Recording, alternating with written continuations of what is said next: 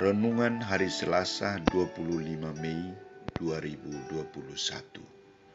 Upah mengikuti Yesus. Bacaan pertama diambil dari kitab Yesus bin Sirak bab 35 ayat 1 sampai 12 dan bacaan Injil dari Injil Markus bab 10 ayat 28 sampai 31.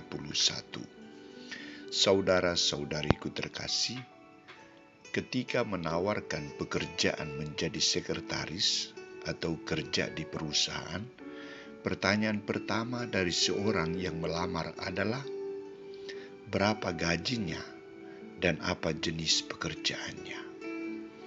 Hal berbeda dengan ketika saya bertanya kepada seorang pendamping bina iman anak tentang berapa upahmu menjadi pendamping bina iman anak.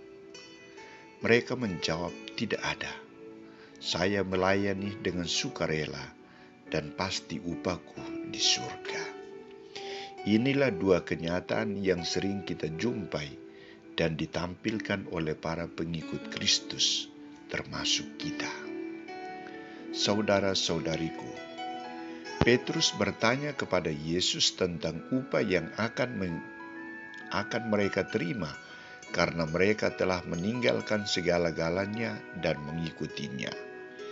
Yesus sangat sportif menanggapi pernyataan Petrus dan memberikan jawaban berupa jaminan.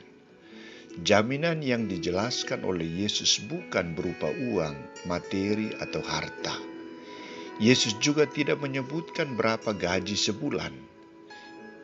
Yesus hanya menegaskan bahwa jaminan bagi mereka yang telah mengungkapkan diri untuk menjadi pengikutnya, mereka akan menerima ganjaran yang setimpal, ganjaran 100 kali lipat, dan akan memperoleh kehidupan yang kekal.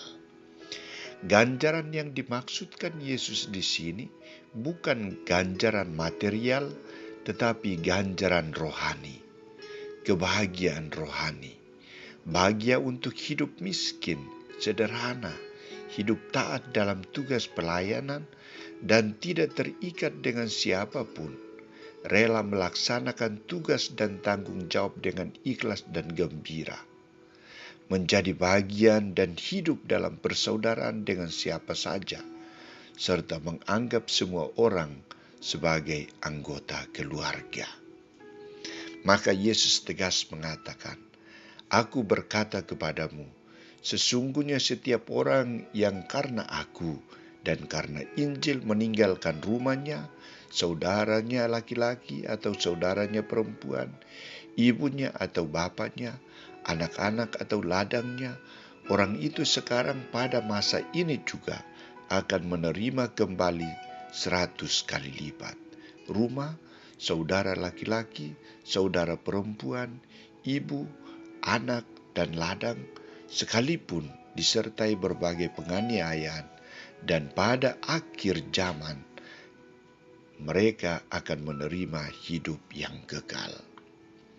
Saudara-saudariku terkasih, pertanyaan Petrus juga menjadi gambaran kecemasan orang-orang Katolik pada zaman ini.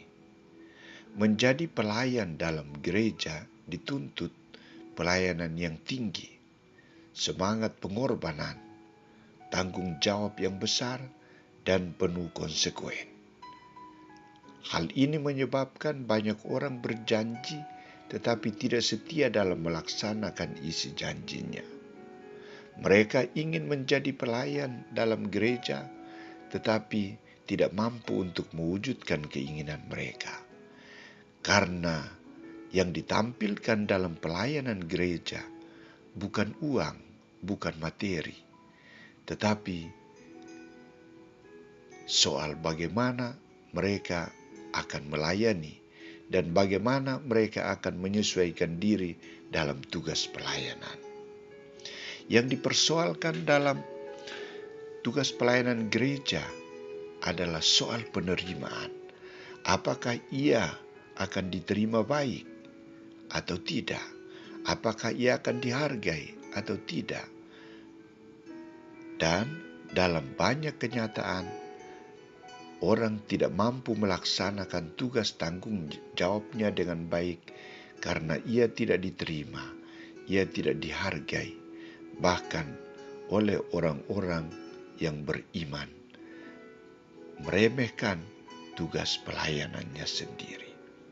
Karena itu, Yesus mengajak kita untuk lebih berusaha menciptakan relasi persaudaraan, kasih kekeluargaan yang merupakan unsur hakiki dalam hidup dan pelayanan kita.